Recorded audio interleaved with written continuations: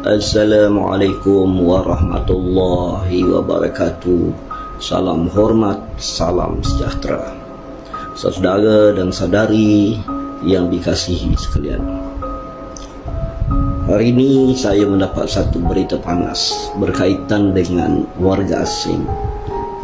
Banyak kali dah saya dedahkan bahawa modus operandi warga asing ini untuk membuka empayar perniagaan mereka dalam negara kita adalah, yang pertama, mereka akan menggunakan nama IC warga-warga tempatan dan dibayar upah, dibayar komisen untuk digunakan bagi tujuan mendaftar dengan SSM, kemudian membuka akaun bank, kemudian mendapatkan permit perniagaan dengan pihak PBT dan sebagainya.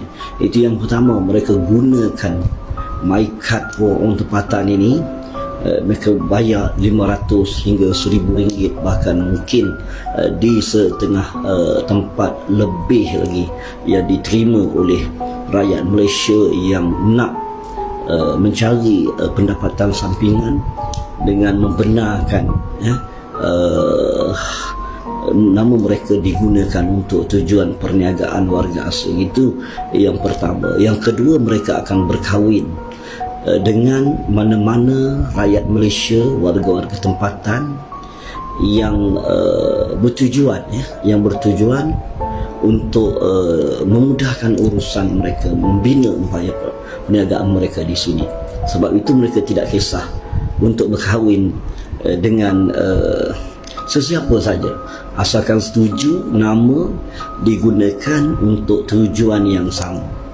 Benda ini berlaku di seluruh negara dan banyak kali dah kita bagi tahu kepada pihak berkuasa, kepada kerajaan. Namun begitu, saya lihat kebanjiran warga-warga asing yang membuka premis di dalam negara kita ini seolah-olah sukar untuk dibendung kerana adanya tali barut, adanya pihak-pihak yang bersekongkol dengan mereka untuk mengejar keuntungan, mengejar kemewahan, mengejar kekayaan. Ini yang menjadi problem apabila isu ini diangkat.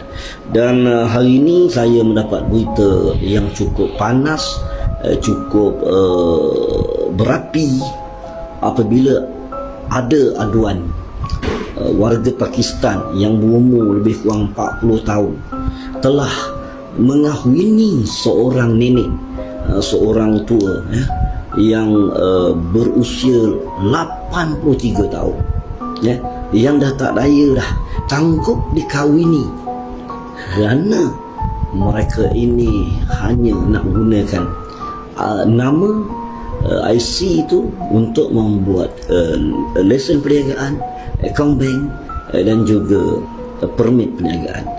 Dan aduan ini telah dilaporkan oleh rakyat Marhain. Jadi kalau anda ada aduan, insyaAllah, dan sebab itu kita nak membuktikan kepada kerajaan bahawa perkara ini bukan main-main.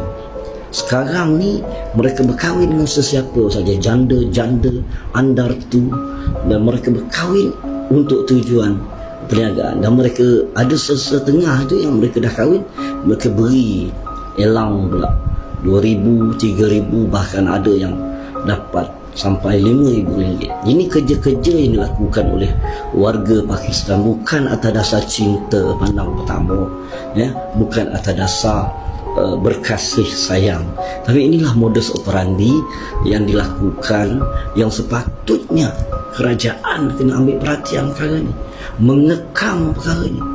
Sebab inilah kaedah yang digunakan. Dan apabila mereka sudah berkahwin dan mereka akan buka kedai runcit, kedai hardware, kemudian membuka kedai perabot di dalam kawasan-kawasan tertentu, termasuk di kampung-kampung, di kawasan tanah rancangan Felda dan juga di bandar-bandar. Mereka beri hutang, buka kedai kapet sendiri, mereka beri hutang.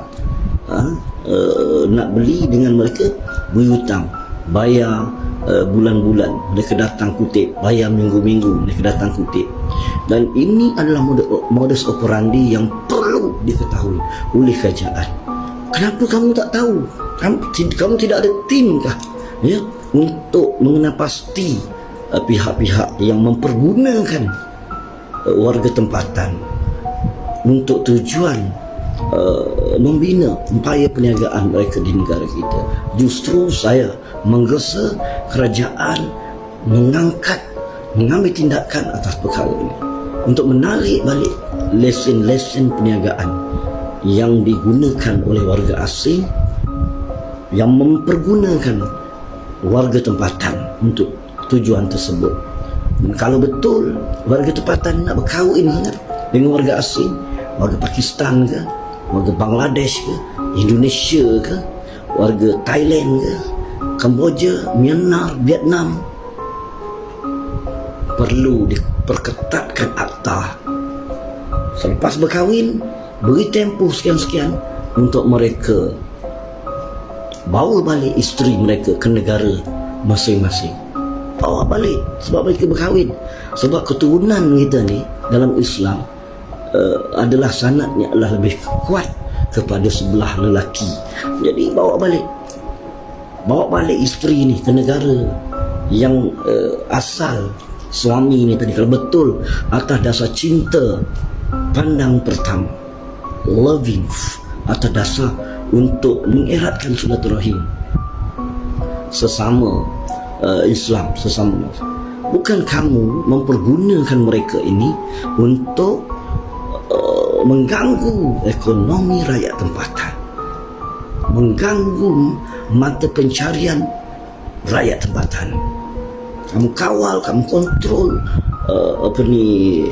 kawasan-kawasan tertentu, letakkan puak-puak kamu di situ untuk kamu membina kekayaan dalam negara ini. Ini harus disedari oleh kerajaan dan wakil rakyat banyak kali saya tegur, tolonglah bawa usul supaya selepas berkahwin mereka ini perlu mengikut negara asal suami mereka. Selamatkan negara kita. Kalau tidak, mereka akan punggah lebih ramai lagi rakan-rakan mereka dari negara asal untuk mengahwini wanita tempatan, ya. Umur 80 ke 90 ke 100 tahun, apa ada hal, yang penting dapat gunakan kemudahan IC list nama mereka untuk tujuan perniagaan tersebut. Jadi saya menggesa usul ini diangkat oleh wakil-wakil rakyat yang dipilih, tidak kira apa parti politik sekalipun. Tolonglah, bantulah kami yang sering bersuara, bantulah kami untuk mempertahankan maruah kedaulatan negara ini untuk masa depan generasi dan anak cucu kita yang akan datang. Sekian, wabillahi taufiq wa hidayah. Wassalamualaikum warahmatullahi wabarakatuh.